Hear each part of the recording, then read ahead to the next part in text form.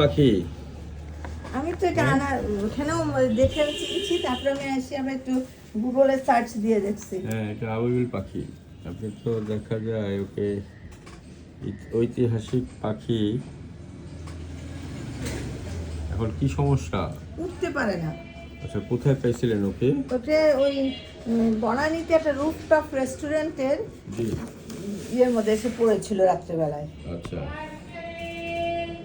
তারপরে কয়দিন আগে নিয়ে এই যে গত পরশুদিন রাত্রে আনছি, কালকে পেয়েছি। আর আচ্ছা। কালকে আমি নিজেই খুব অসুস্থ ছিলাম, মাথার যন্ত্রণা, আমি সারাদিন বিছানায় পড়া ছিলাম, আচ্ছা। এই জন্য আর আনতে পারিনি।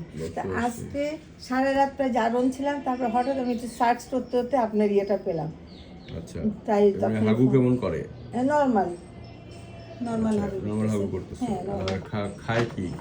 কিছুই খাইতে পারিনি, আমি শুধু হাত ভিজা ভিজা একটু পানি খাওয়াই, কারণ চাল দিয়ে রাখছি, ভাত দিয়ে রাখছি, কিছুই খায় না। পরে দেখলাম ওরা শুধু পোকামাকড় খায়, তো আমি এখন পোকামাকড় পাবো টই। পোকামাকড় কাটা মানে পাবেন, শুকনা পোকামাকড় পাওয়া যায় প্যাকেট আকারে, বুঝছেন? আচ্ছা, ওইটা একটু সার্চ করতে পারেন। আর হলো কি বলে, এমনি ইয়ে দিয়ে দেখতে পারেন, ওই যে শুটকি আছে না, শুটকি? চিংড়ি শুটকি, ছোট কুচি চিংড়ি একেবারে গুড়ি গুড়ি যেগুলো, হ্যাঁ, ওগুলো দিয়ে ট্রাই করে দেখতে পারেন। পোকা যেহেতু ওগুলো তো পোকা খাইতে পারে, ঠিক আছে? এই হলো বিষয়।